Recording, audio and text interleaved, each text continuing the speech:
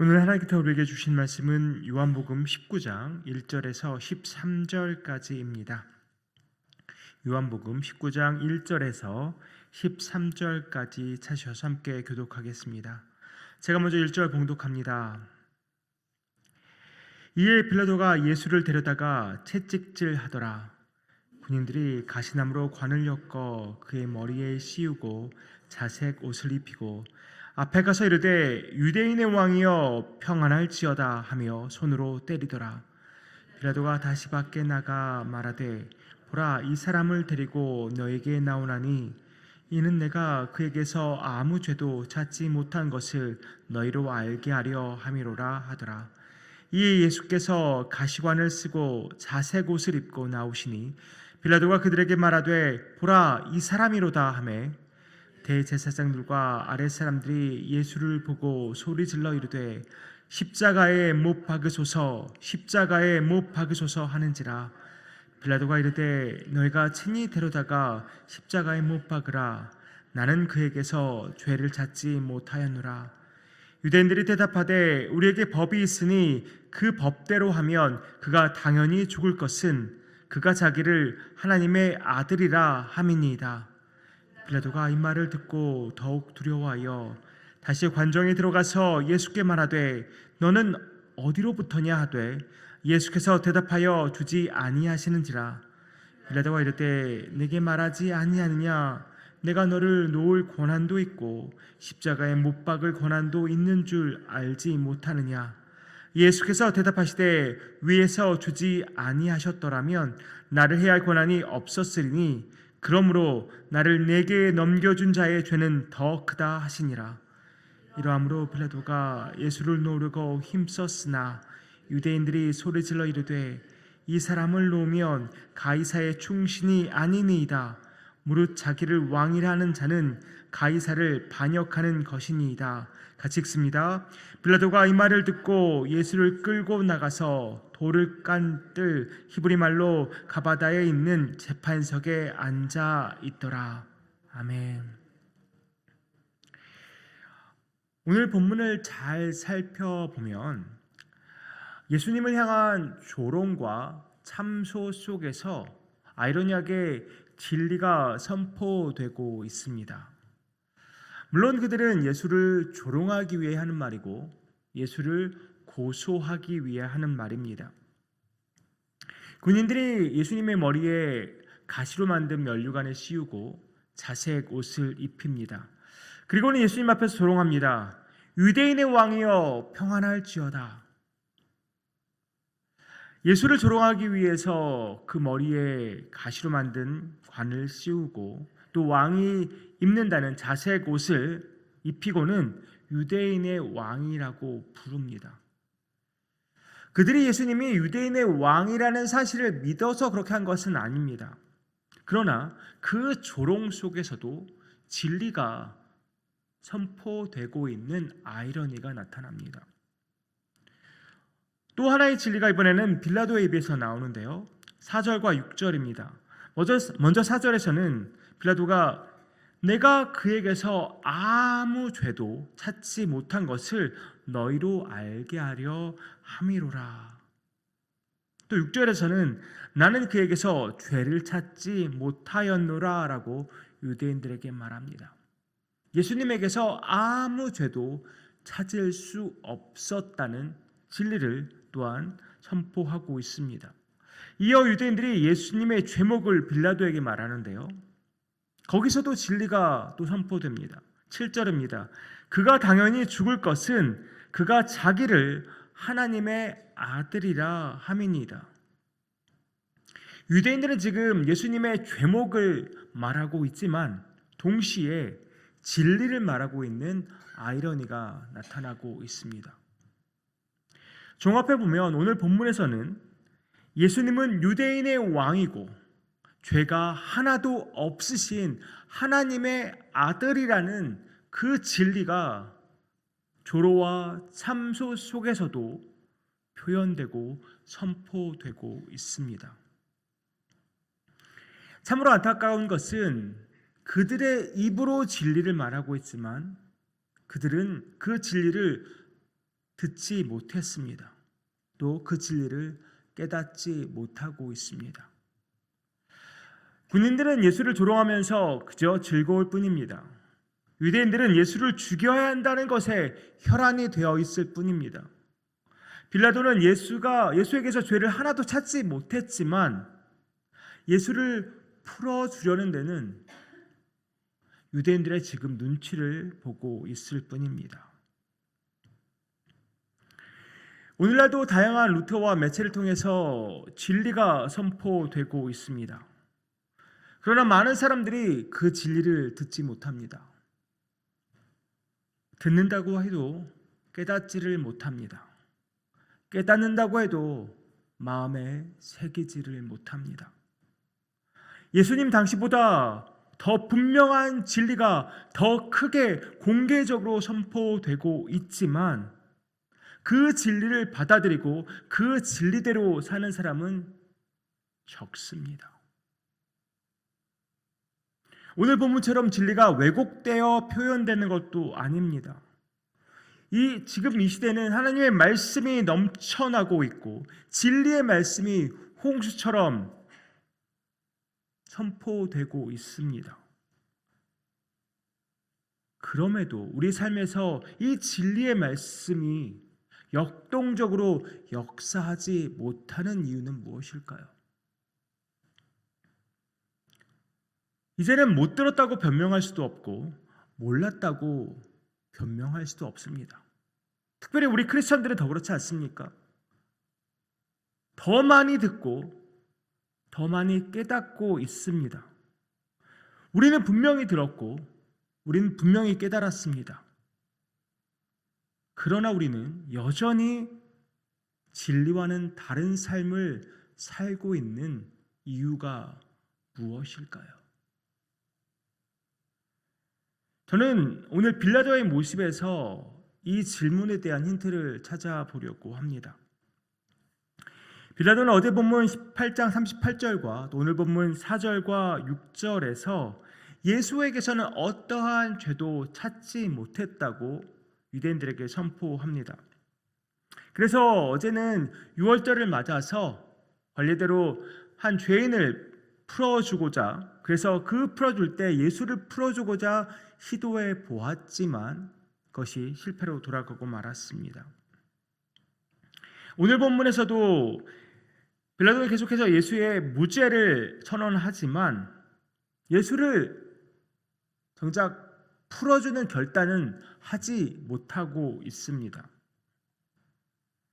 예수를 십자가에 못 박으소서 외치는 그들을 향해서 그래 너희가 가서 십자가에 못 박아라 라고 회피해 보지만 그것도 통하지 않습니다. 예수가 자기를 하나님의 아들이라고 말하는 죄로 사형을 당해야 된다는 유대인들의 말에 두려워하여서 예수를 어떻게든 풀어주고자 하지만 풀어줄 수가 없습니다. 여의치 않습니다. 그래서 빌라도는 예수께 어디서 왔는지 묻습니다. 하지만 예수님은 답하지 않으시죠. 10절과 11절에서 빌라도와 예수님과의 대화가 오가는데 이렇습니다. 빌라도가 이르되 내게 말하지 아니하느냐 내가 너를 놓을 권한도 있고 십자가에 못 박을 권한도 있는 줄 알지 못하느냐. 예수께서 대답하시되 위에서 주지 아니하셨더라면 나를 해할 권한이 없었으리니 그러므로 나를 내게 넘겨준 자의 죄는 더 크다 하시니라. 빌라도가 예수님을 놓아주려고 석방해 주려고 힘을 쓰기는 했습니다. 하지만 그는 결국 사람들의 소리에 귀를 기울입니다. 유대인들이 소리질러 이르되 이 사람을 놓으면 가이사의 충신이 아니니이다. 무릇 자기를 왕이라 하는 자는 가이사를 반역하는 것이니이다. 빌라도는 소동이 일어날 것이 두려웠습니다. 또 자기를 왕이라고 말하는 것을 바로 반역이라고 하는데 그럼 이 사람을 놓아주면 자기도 반역하는 것이 되고 가이사의 충신이 되지 않는다는 그 말에 또 당황했을 것입니다. 결국 빌라도는 사람들의 소리에 귀를 기울이고 결국 예수를 끌고 재판석에 앉습니다. 저와 여러분은 누구의 소리에 더 귀를 기울이고 있습니까?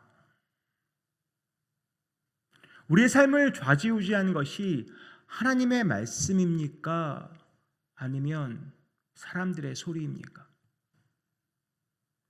저와 여러분의 결정 기준은 하나님의 말씀입니까? 아니면 사람들의 생각과 세상의 가치관입니까?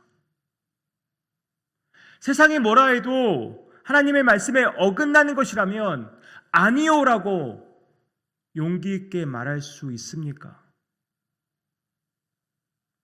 사람들이 다 괜찮다고 해도 하나님의 진리에서 벗어난 것이라면 거절할 수 있는 담대함이 저와 여러분에게 있습니까?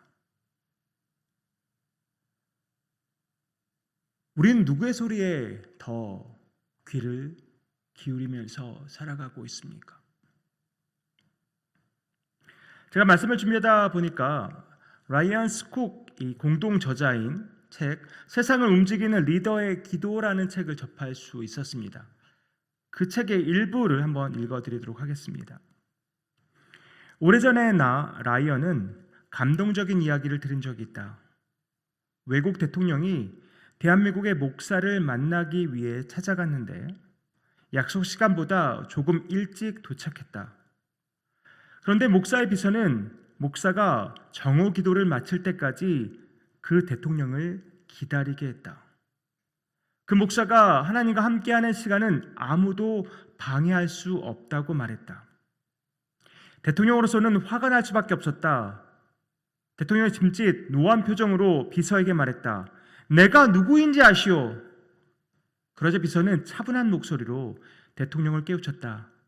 지금 우리 목사님이 어떤 분과 이야기를 나누고 계신지 아십니까? 이 목사와 그의 비서 같은 관점을 가진 리더는 드물다. 이 두 사람의 관점은 세상의 어떤 권력자나 시급한 일도 만왕의 왕과 보내는 시간보다 중요하지 않다는 것이다. 리더들이 시간을 써야 할 일은 차고 넘친다. 그러나 꽉 찬 일정은 기도하는 리더가 되는데 문제가 된다. 이 문제는 신학적인 문제에 뿌리를 두고 있다. 그 신학적인 문제란 바로 우리가 누구와 이야기하고 있는지 잊어버린다는 것이다.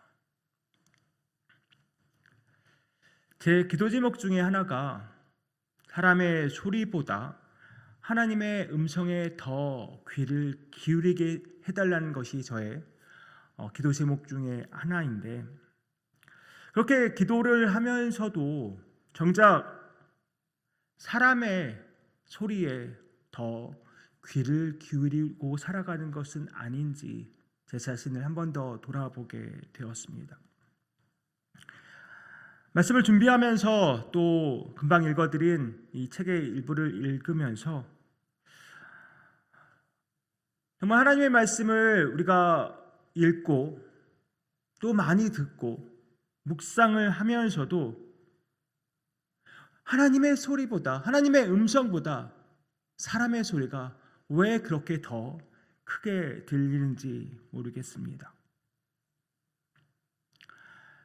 사랑하는 하나님들, 오늘 다시 한번 우리 다짐하고 결단하면 좋겠습니다. 하나님의 말씀보다 더 중요한 것은 없습니다. 어느 누구의 말도 하나님의 말씀보다 앞세울 수 없습니다. 오늘 다시 한번 결단하면 좋겠습니다. 주님, 제가 어느 누구의 말도 하나님의 말씀보다 앞세우지 않겠습니다. 오직 진리이신 하나님의 말씀을 붙잡고 사람들의 소리에 흔들리지 않고 살아갈 수 있는 믿음의 사람 되게 해달라고 오늘 기도하는 우리 되면 좋겠습니다. 그래서 하나님의 말씀을 두려워하면서 그 말씀에 순종하며 나가는 저와 여러분 되기를 주님의 이름으로 축복합니다. 기도하겠습니다. 아버지 하나님, 하나님의 말씀이, 하나님의 진리가 선포되고 또 선포되고 차고 넘치는 시대에 우리가 살아가지만 여전히 우리 귀에 들리는 것은 그 진리보다 사람들의 소리가 아닌지 모르겠습니다. 우리 귀에 들리고 우리 마음을 가득 채운 것이 하나님의 말씀보다는 세상의 소리요, 사람들의 소리요, 세상의 가치관과 세상의 이념들이 아닌지 모르겠습니다. 아버지 하나님, 우리 마음을 정결케 하여 주시고 오직 주님의 말씀이 우리 삶의 규진이 되게 하시고 오직 주님의 말씀 붙잡고 세상의 소리에 흔들리지 않고 살아가는 우리 누정의 모든 지체들 되기 원합니다. 주여 함께하여 주시옵소서. 이 모든 말씀 예수님의 이름으로 기도하옵나이다. 아멘.